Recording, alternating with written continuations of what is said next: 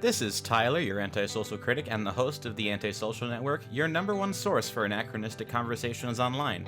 Come join us each week to hear opinions from some of the best voices discussing entertainment, politics, religion, and modern life on the internet today, most of which you've never heard of, but I have.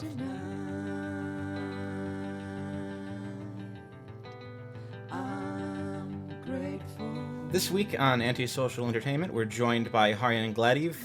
I just mispronounced the name after you told me not to mispronounce it. Well, I didn't. Well, no, I didn't say don't mispronounce it. I said everyone mispronounces it. Well, yeah. But to give him his proper due, he's a YouTuber. I found him. I think it was when Adam Friended shared out your Armored Skeptic takedown, and yeah. I was surprised that wasn't one of your more popular videos, honestly, because that one's a drama video. So, I mean, that's kind of all. Yeah, YouTube's a bit weird for things like that. My most popular video ever is about someone from Cambridge who tweeted out "White lives don't matter," and I was just covering like past dramas she's had, and that got like 100,000 views. But then, yeah, the Armored Skeptic one gets about 5,000, which is good for my channel, but YouTube's just very hit and miss with what it lets get into the algorithm and what it doesn't. So yeah, I see that all the time with YouTube channels, is that they have one video that has like 3 million views, and the rest of the they're like, oh, it's about like 1,000 views on average. I'm like, how did that one hit? That one hits the algorithm in a way that you can't replicate. But you can't plan for that. I just keep making videos, and honestly, it's one of the ones I put least effort into, but it's one of my most popular. So I'm like, okay, that's always how it works too. But it's always how it works. Yeah. Good grief. But yeah, I specifically wanted to have you on because I like your take on Jordan Peterson, and obviously I believe today is the 1 month. I'm tempted to say anniversary, but it's been 1 month since the book, his new book, Beyond Order, came out, and it's been interesting kind of watch this play out. I don't think this one's quite had the penetration that his last book had, but it's not surprising because that last one was just kind of runaway, complete, change the world success. But it's been interesting kind of watching the reactions play out. What's your take on things been initially? Well, it's definitely not been as popular as his first book, but with his first book, he had the Bill C-16 coming out. He was all over the media all the time at the time. I think his book came out about a week before he came to the UK and did a load of interviews here, which one of my first videos was covering that, actually. So and obviously he's had his sickness for about a year or however long it was. So he's kind of been out of the spotlight for that long. And it's difficult to then get the momentum up to bring with this book out to get him on all the interviews he was when his first book came out. So while I actually think this book is better written than his first one, and I think it's got more diverse ideas, I'd say, than his first book, and it doesn't tend to comment on politics as much as the first book did, which I also think's a big boon for him. So it's definitely better written than the first book. It's definitely worth picking up and reading. And as I say, just his online personality isn't as big as it was back in 2017 or 18 was his first book. Well, he did Maps of Meaning was in 1999, and then his last one was basically just 3 years ago, like January of 2018. Yeah. So So when he was massive, and he's a household name now, but he's just not doing as much as he used to, which is perfectly understandable because of his situation, but which is a bit of a shame. But at the same time, I'm really glad to see him back in some regard. And as I say, the book I do think is better than the 12 Rules for Life. So it's kind of fascinating. Chaos, I should say. Yeah, it's fascinating that he kind of wrote this while he was doing the recovery from everything that's happened over the past year and a half. I mean, I can't imagine trying to write a book of half this complicated in recovery, let alone in my brief moments of lucidity, let alone. Yeah, well, if anything, that shows his dedication, which, you can't knock him for. But I can't even imagine writing a book in a good frame of mind, let alone 3 months in Russia where I've been put in an induced coma. Yeah, that's it. It is incredible. He is an incredible man. Hence, I've always aspired to. Well, he's always been one of my main inspirations on how to act. So So smart, he can write books in a coma. yeah, exactly. Yeah. It's like Man, I just wish I had that superpower. it's like putting like if they like put diodes in his brain and just like you just start seeing words spell out on the thing. It's like okay, I'm gonna tell you what's gonna I'm gonna have you transcribe the book and then you're gonna ghostwrite it. Yeah, yeah. So yeah, exactly. But having said that, it's not obvious because there's no way he wrote the whole thing during that time. Because I think he was writing it for the past 2 years. I think he started writing it a month or two after Antidote to Chaos came out. So most of it probably was written by then. But I'll especially say actually the last chapter felt a bit. Rule 12 felt a bit like it was tacked onto Rule 11, and it was the shortest chapter. So around that point, I was kind of getting the feeling that maybe this is what he was writing in those in his worst states. But having said that, it's still good. It just expands upon Rule 11. So I mean, I'm just trying to find what the rules were called. I mean, Rule 12 was great. Be grateful in spite of your suffering, and it's about 20 pages long. And then Rule 11's about 60 pages long. Have you read the original Quora article where he like outlined the 42 rules he came up with? I did about 5 years ago. I don't remember it off the top of my head. Yeah. But I did. I do remember reading it. And he's about halfway through the rules now, I think, from what he wrote there. And a lot of them were quite similar because one rule was have a friend that you can tell good news to, and another one was don't keep friends that you can't tell good news to. Yeah. Which kind of mean the same thing. They kind which is fine. Some of them are a little bit out there, not in like in a bad way, but I could definitely see like this, like if he gets to book 4 and he runs out of ideas, I'm like, maybe he just starts writing new rules at that point, just because like not all of these are. Yeah, or do another Maps of Meaning type book where it's less on specific rules and more on general philosophy. I guess. Yeah, but it's that's also kind of happened in this one where it's similar rules. So Rule 11 was don't allow yourself to become resentful, deceitful, or arrogant. And that to me means a similar thing to be grateful in spite of your suffering, which is fine because, as I say, they seem to revolve around the same idea, but one's in a positive aspect. So, this is what you should be grateful for, and another is saying don't become the negative aspect. So, don't become resentful because it just puts you in this spiral of negativity that makes you less productive and less of an integrated person in society. Sure. So. I mean, just kind of starting from the front, a lot of the reviews I read basically pointed out that the most interesting thing about the fact that the introduction chapter is that he basically just writes off basically the last 2 years of everything that's happened to him personally is not pertinent to his thesis, which I think is probably for the best because it means that it's like, this isn't going to be a book about me. It's going to be a book about basically just continuing the ideas, which it's interesting, but at the same time, I kind of wish he'd done more direct addressing of everything that's been said about him because there's been a lot of books and articles and stuff written about him in the last 2 years that have been pretty directly attacking his ideas, and he kind of goes into it at a couple points in here where he kind of takes on the armored skeptic criticism of you got the world around you is burning down, what are you supposed to do? Like, but really all he does is like double down on that point. It's just like, virtue has to. Yeah, as he should. But on a note of him being constantly, hatchet jobbed by, especially the Times in the UK. The Times had a massive go at him for a few reasons, and his daughter as well. Because I imagine you listened to the recording of Jordan and Michaela talking to the Times interviewer on Jordan Peterson's channel.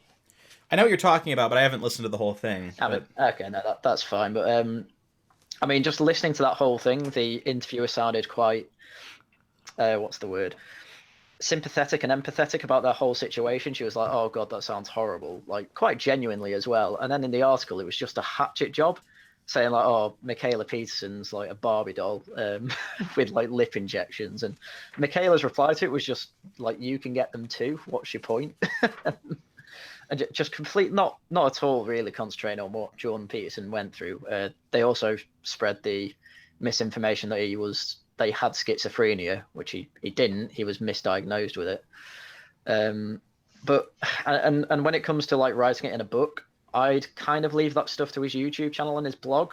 And if I were him, I would leave it out of his book as much as he could, which he definitely did, because that also makes his book more timeless, which I think is really important for this series of books, these rules, because they're supposed to be universal, timeless, and you can't really do that if you're saying, oh, the modern, leftist institutions are having a massive go at me. I mean, that's not going to be relevant when they eventually fall, if they eventually fall, fingers crossed. So, I mean, I can't, don't rest on your laurels and all that.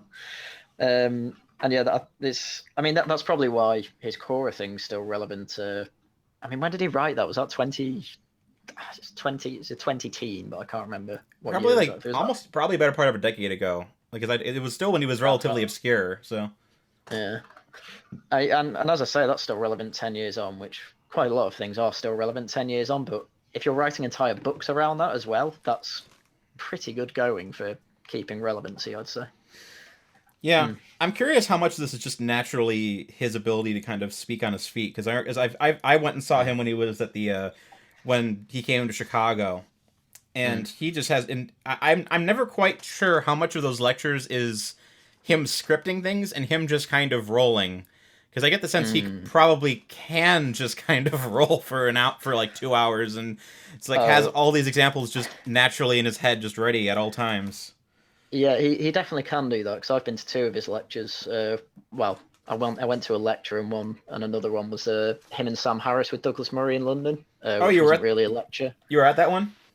I was at that one, yeah. Oh wow! I made notes on it, and I think I did a video on that one. I definitely did one for the Manchester lecture, but when it came to the Manchester lecture, he definitely was thinking on his feet the whole time, because he'd kind of have a main point. Because he focused on 3 of the rules from Antidote to Chaos. I can't remember what they are at the moment, but I know the gender wage gap came into it somewhere.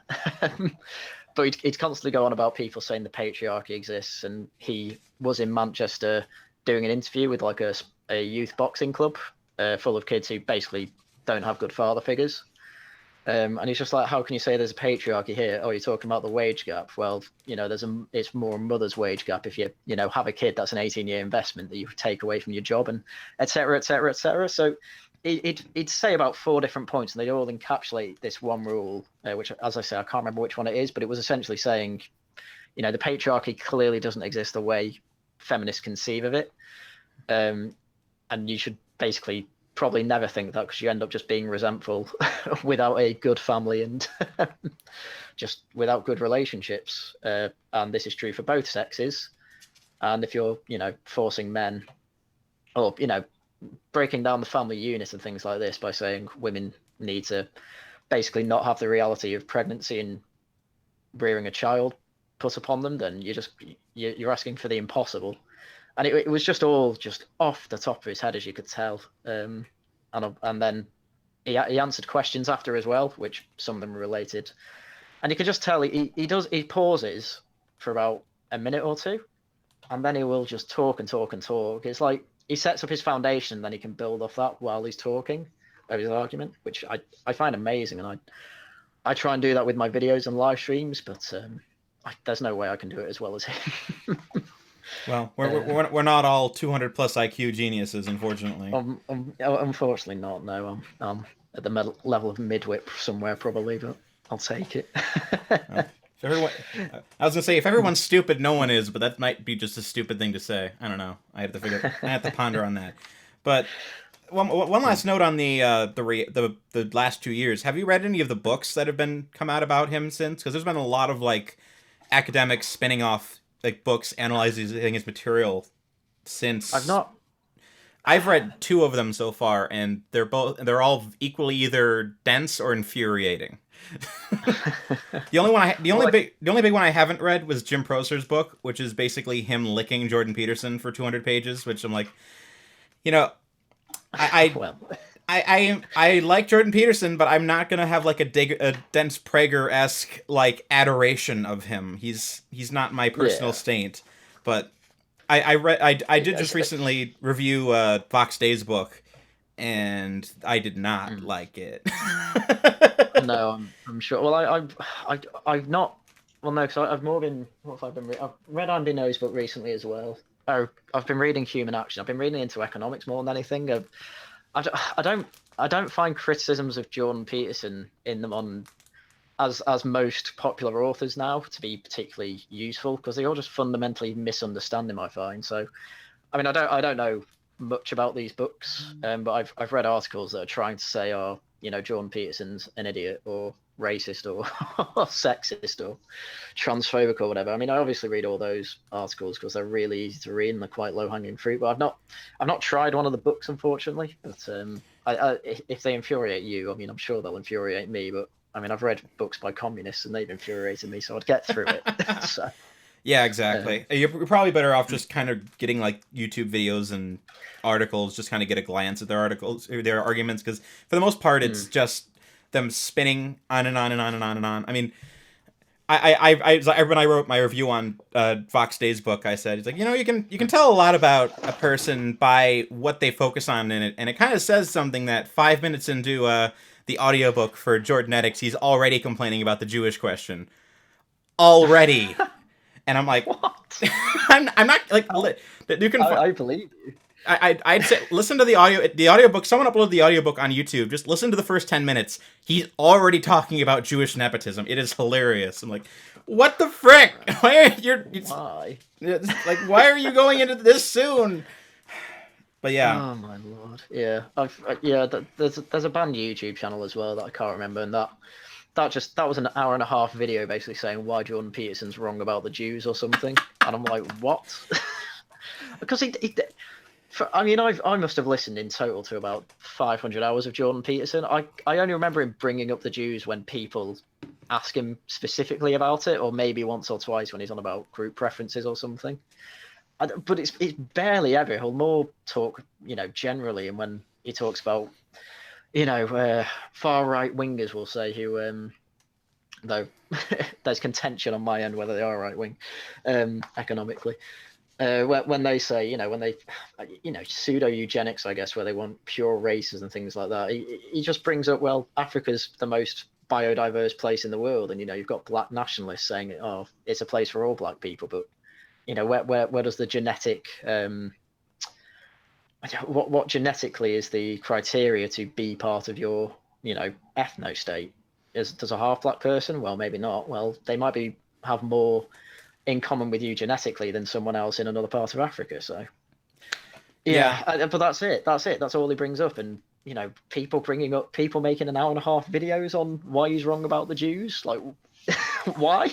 Yeah, that says it it's like with Fox Day. That says way more about the writer than it does about Jordan himself. Where you just can't control yourself, and you can tell where the criticisms are coming from. Like, that's not a good thing. Yeah, I mean, essentially, what they need to do is follow, Rule 6. Was it just drop ideology? That might be a good transition into the book itself. You were saying you thought this was a better written book than 12 Rules for Life. I mean, I've only read it once so far. For whatever reason, I found it to be a lot more challenging than the first one.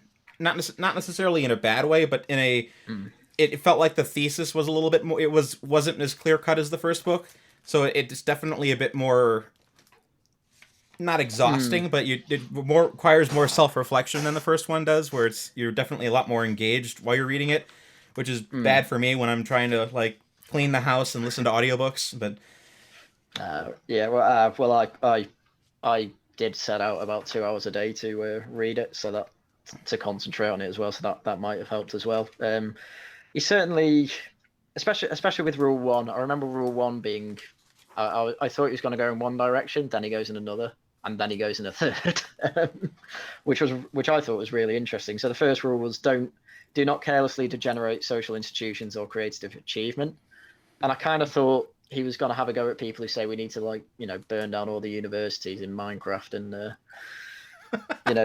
things like this. Just we need to drop it all. But he didn't really say that. It was more along the lines of society has these rules. Institutions have these rules. They have these hierarchies. They are there for a reason. don't just ignore them all. What you do is you get to a point where you understand, where you follow the rules, for maybe a year or two in this institution. You then you have an understanding enough of the rules to know kind of where it's a bad idea to actually apply them. So an example is when I used to work at a shop, a supermarket. We, there was a rule where if you're looking at the self-checkouts and looking after them, you need to be, at the self-checkouts all the time. And about 2 years into that job, I was on my own there, and there was one person on the tills, and I'm the only person who can go around the shop doing, the other odd jobs and customer queries and things like that. So I have to constantly leave, but I constantly have to check on it, because the spirit of the law is you need to make sure no one's waiting at that self-checkout for someone to help them. So if I'm going around constantly checking on it as I'm walking past, that's fine. And that's kind of the idea he's putting forward in that rule, which, as I say, isn't quite burned down the universities, but he's. I think Jordan Peterson does support the process of maybe getting rid of critical studies and things like that, because he has. I mean, he's had tenure at Toronto for over a decade. He clearly understands the spirit of a university. So yeah, he's not saying, as I say, don't ever try and argue against hierarchy. He's saying make sure you do it in a way that you understand why you are doing it and how it makes it better. Does he directly address Chesterton's fence? Because that sounds basically the same argument that he makes. I don't think he brings up Chesterton, or I certainly don't remember it. Then again, this rule was 50 pages long, so he might. Yeah. But that definitely is a Chesterton's fence argument. Just don't take down something you don't know when you don't know why it's there. Yeah. That's essentially that rule, which as I say, I didn't think that was the direction he was going to go in at first, but then he eventually comes around to it. Because obviously he constantly goes on about hierarchy, and this is supposed to be, beyond order. It's, hierarchies are there for order, but they get corrupt, as he always says. So, there does have to be some leeway with it. You can be that leeway, but don't do it to a point where it destroys it, which is what social justice have done to every social institution, which he doesn't bring up, which I was surprised at. But that's he says doing it too much just disregards it, makes it useless, brings about too much chaos. So it's kind of amusing to me that this is. It is kind of amusing to me that this is kind of the closest he comes to actually seriously critiquing conservatism, especially in the creative achievement stuff, where he's very specifically saying don't just denigrate things you don't like because you think, or because you don't like it. But a lot of this book is specifically dedicated to addressing the proper role of liberalism and progressivism. And I think it's interesting because I don't think any conservative would be violently offended by the arguments he's making, because obviously they're his primary audience in most regards. But it does feel like he is kind of stretching. What am I trying to say? He does feel like he is trying to push people who, especially far rightists, into a mindset where they can understand how how both parties work together, which isn't a new point for him. I remember back in 2016, when he did Crowder's interview, he was saying both sides, the conservatives are managers and liberals are entrepreneurs, and society kind of falls apart when they stop talking to each other. Yeah, well, yeah, because you end up with all these entrepreneurs who can make things, but they can't run them, so they tend to fall apart within 5 years. But then what were all the managers doing? Well, there's nothing new being created, so everything just stagnates with them, which is what is happening. Because you have all these HR departments that the business people just want to run the business, and they're like, oh, well, we'll just let HR do what they want, and then it's kind of ruining companies.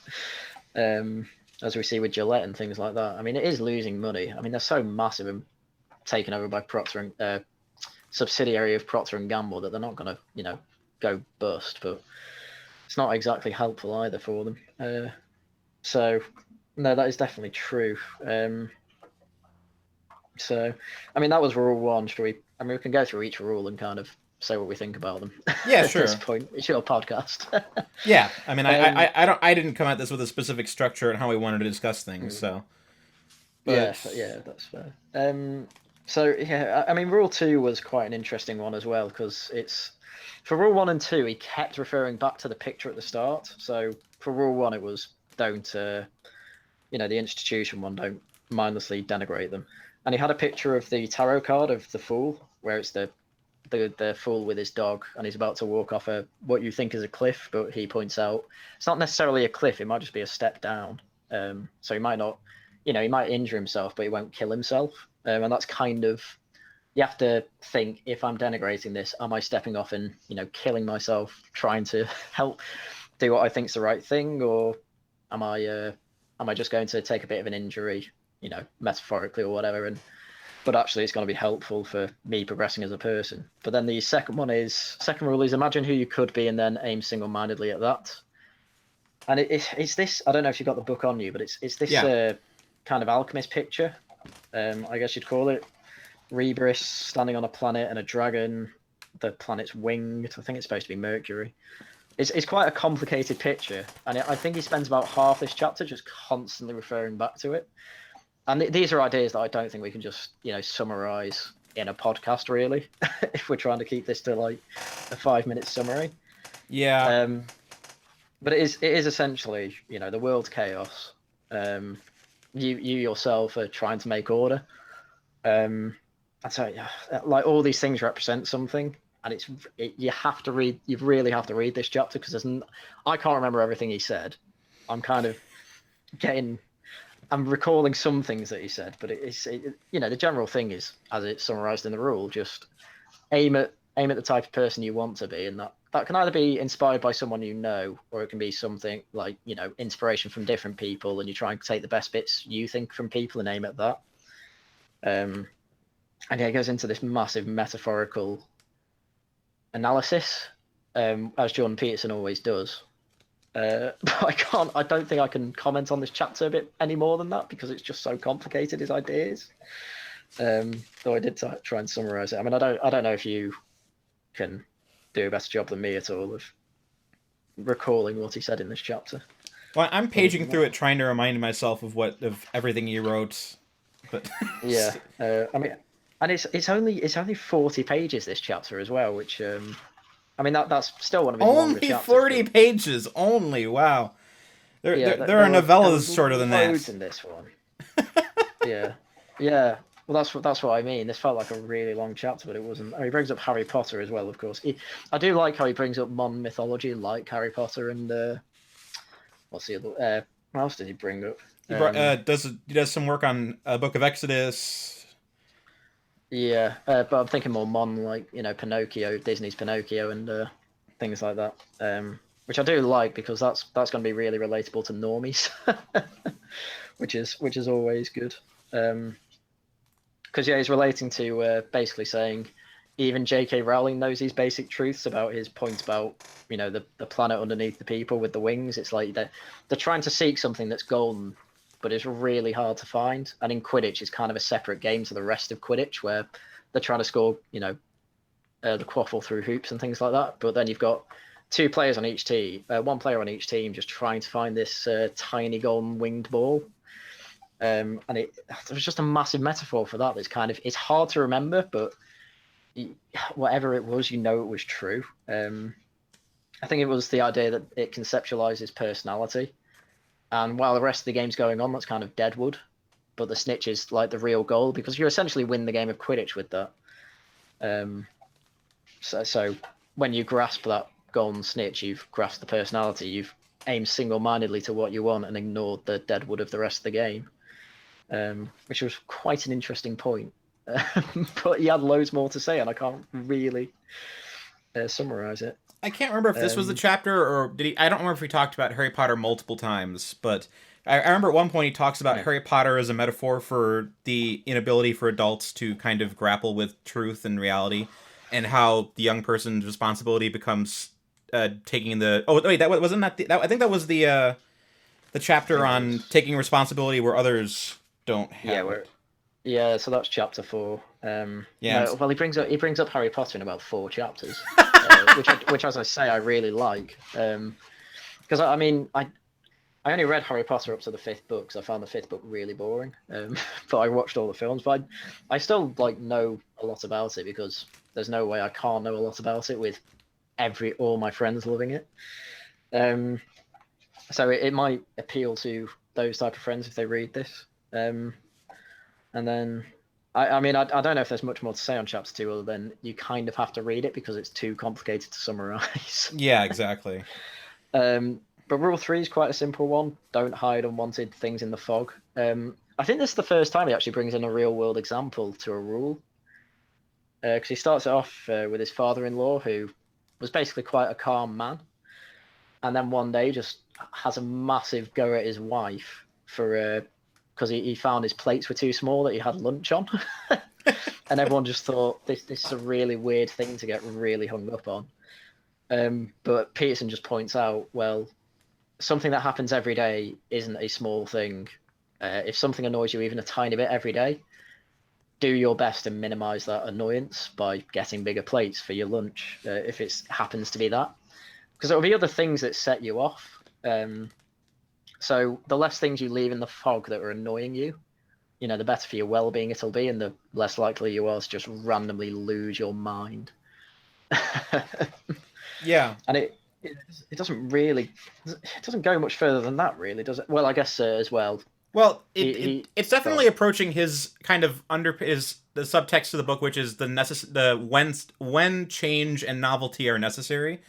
And even in a very moderate context, because Peterson's obviously not a very radical person, but I mean, in the same chapter, he brings up the example of the married couple who they have all this pop art in the house because the husband just likes collecting art, and it just drives the wife insane to the point where their marriage starts falling apart, and like eventually they get divorced, and it all just kind of becomes a point for like, know when making necessary be brave to let necessary change happen so that it doesn't fester and boil into something much worse.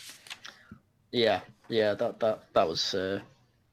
I mean, yeah, it's the same idea. It's just using different examples, I suppose, and it kind of puts it in a different context because it's either, you're either going to have a go at your wife, and that's kind of let you venting, or you do as the other couple did, which was she doesn't say anything and it completely breaks down the marriage. It's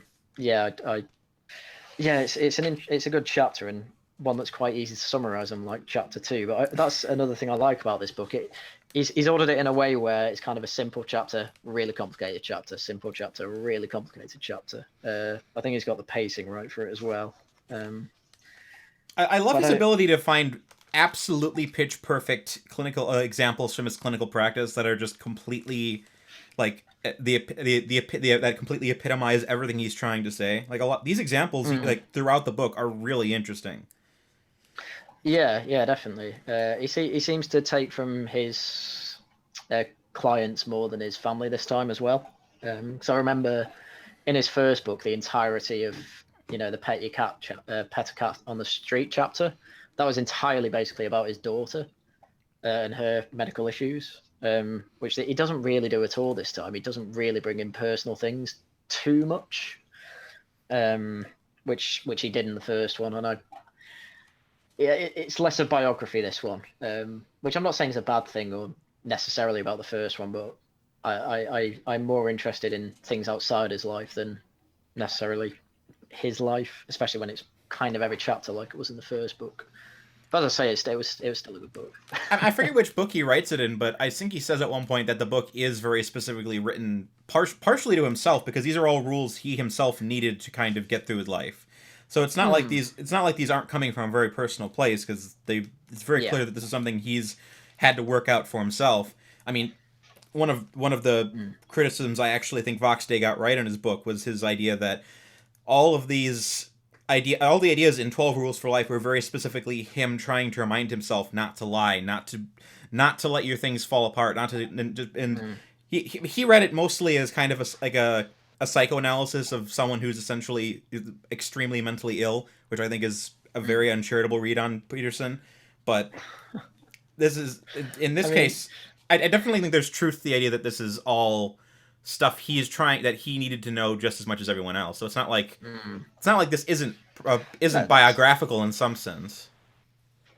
That's true. I guess I like the idea that he's bringing in a lot more mythology and examples outside himself that's been very helpful. I mean, I guess that just shows that he might be a lot more chaotic than orderly, I guess, because he has a lot more examples of when there's been too much chaos in his life than he does for when there's been too much order, which kind of makes sense because I'd say he probably leans more liberal, or at least he definitely did when he was younger. So that might explain it. What chapter? What chapter does he admit to not cleaning his room properly in? I'm trying to remember. It's one of the upcoming ones. I thought that was in the introduction where people were pointing out, oh, he says clean your room, but in his on his webcam sometimes his room isn't clean. I thought he says, well, I think that was one of the early chapters. I could be wrong though, but I thought it was in the introduction, the overture, but it might be in Rule 1. But I don't. No, I definitely think it's in the overture, but I don't have a Control F function in my book, so I can't search for it quickly, unfortunately. But he does say that, but he does defend himself, saying, "Well, to be fair, we were having a load of renovations done in the house. I didn't really have a choice but to make it chaotic." So, yeah. Yeah, I thought that was funny that was one of the few outside criticisms he very directly addressed. Yeah, I think it's just because it's so simple, and it's one that I see every week from some lefty Twitter accounts. Like the Surf did it the other week. They're like, "Oh, why would I listen to him if he doesn't follow his own rules?" And I point it out every time. He was having renovations done. He didn't have a choice.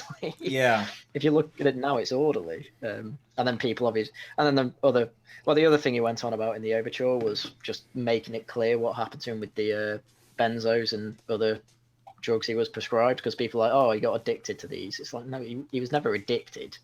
He had side effects from it, and he was prescribed them.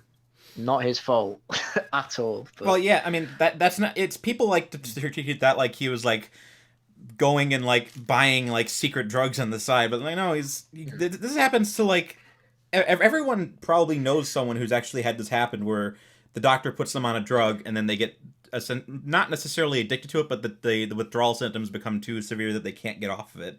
So it's really common, and it's sad that it hit him as deeply as it seems to have, where it knocked him off his feet for the better part of a year.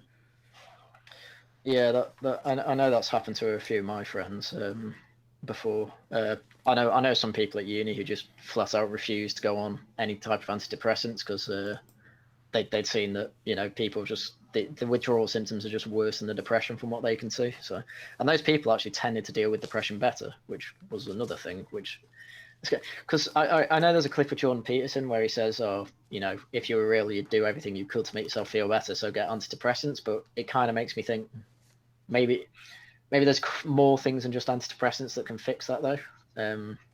Jogging does unironically help, but I still see people memeing that, saying, "Oh, how's jogging gonna help?" It's like, well, exercise helps your serotonin levels. That's why. But, yeah, I mean, clapback memes aren't exactly the most intelligent, nuanced discussions anyway. It's like, have you seen the memes of people online that say, Ben Shapiro says that right side of history is dumb, but then he literally named his book The Right Side of History. Yeah, it's. I mean, I enjoy them when I agree with them, but I don't personally make them. Or I mean, I like them when I see them on Twitter and I find them funny, because I find some left-wing ones funny. But it's I mean, that's getting into a left can't meme discussion, which is off topic anyway. And I can't imagine. I mean, Jordan Peterson's been liking quite a few memes recently. Actually, I've noticed. For a while, he wasn't in control of his Twitter account because he said he got horribly addicted to it and he was wasting too much time on it. But now you can tell it's him. It's funny. Yeah. Yeah. He's definitely got his humor back, which is nice to see. It's funny watching him just totally mouth off against very popular politicians and celebrities. Yeah. Oh, definitely. Yeah. I mean, because there was the woman that he had the interview with a couple of years ago on GQ. the hour-and-a-half interview where she says, "Oh, you've got a load of alt-right followers" and things like that. She wrote another article on him, I think, recently, and he just said, "What did I do to make you hate me?" Yeah, I saw that in reply, and she's just like, and then she like, you could tell she felt bad because she's like, "Oh, I don't hate you." And then she had some. She came up with some excuse as to why she wrote it, but it was That's brilliant. He knows how to. Yeah, he knows how to push people's buttons, which is always good. Always good. So yeah, I mean, where do we get up to? Rule 3. I mean, I'm just wary people want to probably hear about the book more than no, it's fine. It's his Twitter account. I mean, we'll skip number 4 because opportunity lurks where responsibility has been abdicated. I feel like that tied into rule 1 a bit, because I think it kind of points out that when you're doing as you follow in rule 1, so you understand the rules and you're kind of changing them a bit, that's usually because responsibility's been abdicated somewhere and you can take over. So you're kind of going out of your place in the hierarchy a bit to do that. But this was a short chapter. I can't really remember what examples he had in it. I'm trying to find the Harry Potter one. See if I can find it. He goes into Egyptian mythology in this chapter, actually, about Osiris and Horus being the rightful son of the long lost king, Horus ended up losing an eye trying to take responsibility for his kingdom where it had been abdicated. So it's like, so this thing can harm you, but ultimately you'll become king because you've taken responsibility for it, and ultimately that's better. And it all kind of does lead up to the final rule, as we said before, which was don't become resentful, but also be grateful in spite of your suffering, because even if you don't deserve it, ultimately you're still alive and you can improve it. That's essentially the last 2 chapters. So that's written them off.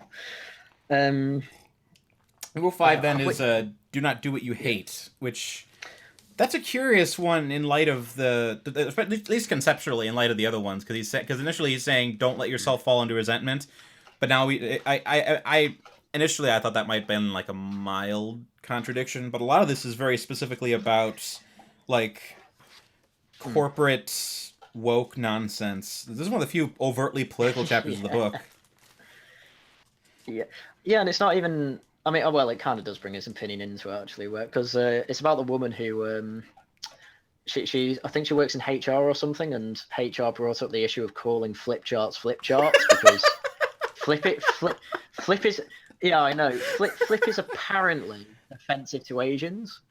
And Jordan Peterson just points out, well, no Asian actually complained about this and never took offense to it. This is just like preemptively finding discrimination where none actually lies. And his point's less about if you hate getting up in the morning to go to work. That's not what I'm talking about. It's more if you feel your productivity is completely undermined because of things that completely go against your like inner will. That's what you have to stop doing, because you will end up just becoming resentful for it, especially if you don't do anything about it. You'll just, again, it's all about spiraling into almost routine that's just terrible for you. And that's definitely what this chapter's saying. Look, if you hate something, find out firstly if you really hate it. You can deal with small things that you hate. So as I said, getting up and getting dressed in the morning to get to work, everyone hates that, but it's kind of a quote unquote hate, because ultimately the job is worth getting up early in the morning for the pay. But when it comes to your HR department constantly telling you have to change your language when you feel like you're just being controlled unnecessarily at that point, that's when you need to change something about it. That's when you stop doing what you hate, which she ended up basically doing by changing jobs till she found one that didn't have these ridiculous HR departments, and they ended up being better pay, I think, as well. I was going to say, didn't she find that she had to keep dealing with this multiple times until she found the right job? Yeah, she changed jobs like 5 times. Oh my gosh! Because it's everywhere. Yeah. I mean, this was another short and fairly simple chapter that's kind of sandwiched between two more complicated ones. So, well, Rule 6 isn't that complicated, actually. Abandon ideology. Well, I mean, that's pretty simple. it is funny. I did watch a lot of early reactions when he released the chapter list, like YouTubers like Paul Vanderklay and Jonathan Peugeot, and every single one of them I watched, when they got to Rule 6, they said,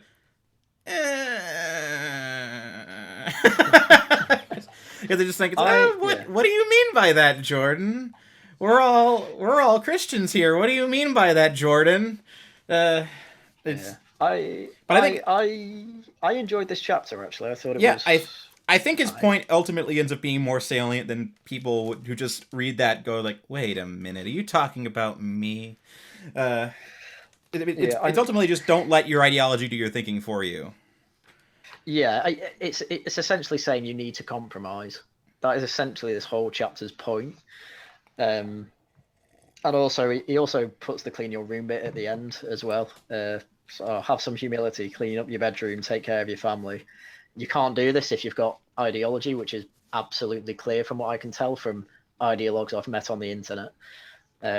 Whether they be, communists or fascists or whatever, they all seem to have the same problem. They can't seem to start a family if they are fully ideological, I found. And, they don't seem to have local communities they can integrate with, so they have to do it online and go in echo chambers. That's what I've found. So it's mainly those people I think he's talking to, and yeah, you absolutely have to compromise throughout life. Well, it's those communities are primarily the kind of people, like, people go to those communities for a reason. It's because their lives are not self-actualized to the point where they can take care of themselves, and so they just start like, okay, well, why is my life terrible? Okay, it's because of X group that's causing the problem, so I'm going to join this political party that's going to fix the problem for me, and then come and take care of all my needs. And there's a reason people who are communists or fascists just legitimately hate Jordan Peterson. It's because he takes their audience away from them. That's very true. And then when they try and criticize him, they clearly just have never listened to more than like 5 minutes of him. They've clearly just gone to a compilation and gone, oh, he's an idiot for XYZ reason, which is why I was surprised about Armored Skeptic doing that, because I thought he was self-actualized. But I mean, you don't know what's going on in his, well, we know some things that happen in his personal life, but you don't know everything about his personal life that maybe made him go a bit climate culty like he did in that video that I covered. But I think he's deleted it now. Yeah, he might have. Someone told me that. I wouldn't blame him for deleting it, but I've made videos that I completely disagree with now, but I keep them up just as kind of a record of my thought process. So, but to be fair, it was an embarrassing video from Armored Skeptic. Yeah, I don't know where he's at nowadays. I mean, now all he does is make conspiracy theory videos, which is kind of fun, but I don't know. He always used to do that. That's what he originally did, and then he delved into politics a bit. But he didn't really do it much. I think he's a better yarn spinner than a what do you want? Than a political activist, I'd say, but that's just me. Yeah, well, that's probably where. Well, this is why I'm surprised he made the video he did, because he's not a political activist, but I guess it was more a video he was making on PragerU, but it's clear that he just wanted to have a go at Jordan Peterson in the end. Yeah. But yeah, as I say, he clearly just he was clipping out one particular lecture from him, which Jordan Peterson gets asked all the time about his positions, and he always clarifies them. It doesn't take that long to find them. So I don't know whether he just got lazy or something, but I mean, and PragerU isn't the best place to get information in the world. Sure, it depends who's on, but. Well, this is another example of people just kind of falling back on their presuppositions, where it's like, you watch Jordan Peterson and immediately your brain goes into the analysis of, oh, this guy is a threat to me, and it just immediately your brain just turns off to all of his ideas, and you just and just starts spinning and coming up with all these ideas, and that's how you get those like what was it, the JF, the 5-hour lecture about why Jordan Peterson was bad or something like that. Yeah, I listen to those, and then about 5 minutes in, I can already tell, like, oh, okay, you just don't understand them. That's fine. I can listen through the whole hour of it, but I'd rather go off and listen to Stitch and Adam for 12 hours instead. Which, by the way, Adam, if you ever watch this, please get me on. I need to talk to you about economics. I need to get Adam on. I can't get. I have a hard time getting a hold Yeah. of him, but Yeah, I've tried to get him on streams of mine as well. He's hard to get to, but yeah, I'll find some way to do it. He's a fully self-actualized adult. He's too busy for us tiny morsels. Oh, where were we in the book? Yeah. But I mean, yeah, and you could tell from Albert Skeptic, what was his outgroup? His outgroup were anyone who earns more than $100,000 a year. Oh my gosh! Because he's like, because was it Jordan Peterson's like, you want to blame corporations and all that, but ultimately all they end up doing is serving. I mean, they self-serve to some degree, but ultimately they can only make their money from selling their products to people. So what do people keep buying? Energy, oil, non-renewable fossil fuels, things like that. More, people who are more affluent, and they do care about the environment a lot more. It seems they do tend to invest their money away from fossil fuels, and it's working very slowly to do that. But obviously, Armored Skeptic just says, "Oh no, we need to break up these fossil fuel corporations. Jordan Peterson's wrong." It's like, no, listen to him, please. That was basically what my whole video was about. Yeah, I mean, really, all you need to tell someone about Jordan Peterson is that his entire ideology is that virtue starts within and flows out of the person. Like if you can't, if his belief seems to be that society is only going to get better if everyone self-actualizes and becomes virtuous for the sake of becoming virtuous. And which I think is a totally fair argument to have, but again, if you're a political ideologue and you think that the world's only get better when your side wins, there's no way you're gonna convince someone otherwise. Yeah, and I guess that's what reject idea. Well, what was the chapter called? Something like abandon ideology. I suppose that's what it was about. So it's kind of, okay, so you can live your ideology to an extent, but also you have to abandon it because there's always contradictions within ideology. Try and keep the most virtuous ones. Trade off the. There'll be some bad parts you have to keep for whatever reason, but just make sure the trade-off's worth it. That's essentially what he says, and essentially that's compromise, as I keep bringing up. But I mean, that's one of his shortest chapters, and he essentially, he also says being ideological can make you resentful because your ideology is never going to be good enough for you. It's never going to be implemented in the real world because I don't think we're ever going to come up with an ideology that can fit perfectly in the real world. We can only make it work as well as it can to an extent, but you have to compromise some of it, obviously. Which is kind of what I've learned, because I think I've fallen in, because I'm a minarchist, right-wing libertarian, whatever. I've fallen into the trap of going, maybe we just need an anarchist state. And then I think about it for 10 minutes. I'm like, maybe not. But I mean, our minds are always at conflict. What can I say? Anyway, move on to Rule 7, do you think? Sure. Work as hard as you possibly can on at least one thing and see what happens. Yeah, I found this one to join in with Rule 2 again, which is, imagine who you could be imagine the type of person you could be and then aim single-mindedly at that. But this is a bit more material. It's kind of work on a book, work on a piece of art, work on, making something physical. And it will help you in with Rule 2. It doesn't explicitly say that, but I that's the feeling I got from this. And it also teaches you good lessons. He brings up the 10 Commandments in this one. Where I don't know. Do you know the podcast EFAP at all? I'm aware of EFAP, yeah. Yeah. Well, I'm quite devoted to that. But they tend to have a lot of atheists on. And they went through the 10 rules, the 10 Commandments recently, and they were trying to say, these shouldn't be applied. I'm trying not to say that word. They shouldn't be applied literally. And I just thought you're kind of misunderstanding them. And Jordan Peterson just goes through each one saying, right, this is why this is a good rule. So it's like, you should have no other gods before me. So Rags on EFAP was like, well, that's stupid because I don't believe in you anyway. But Jordan Peterson takes this and just says, well, just don't false. This is more saying don't worship false idols. It's better to just have your one God, or if you don't believe in God, at least kind of your one ultimate virtue, I guess you could call it.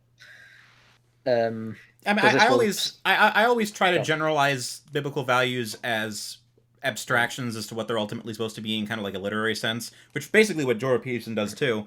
Because at the end of the day, something like "Don't have any gods before me" it means put ultimate goodness as the center of your hierarchy and don't worship other things as in the sense of like pouring tons of money and attention and time and will into things that are not worth that don't advance ultimate goodness or virtue for its own sake.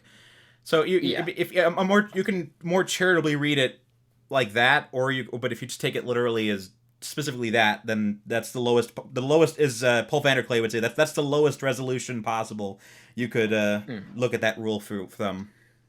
Yeah. Well, Jordan Peterson puts there is a necessity of aiming at the highest possible unity, Yeah. which is essentially what that means, which is fine, yeah. And then what was number 2? Thou shalt not make unto thee any graven images. So just don't worship false idols because you'll end up.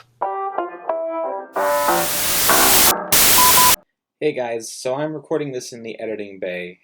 So as I was editing this episode, I found out too late that a large portion of the audio files had been corrupted.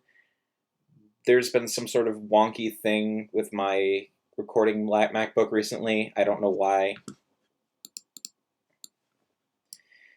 And essentially my 7-year-old MacBook Pro, which still runs Pro Tools 11, the software is just completely given out, and I didn't realize that the audio had corrupted as badly as it did until just as I was editing it.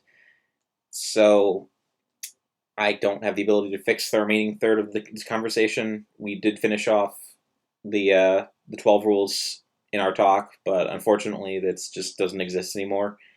So yeah, go give Haryan a follow on YouTube.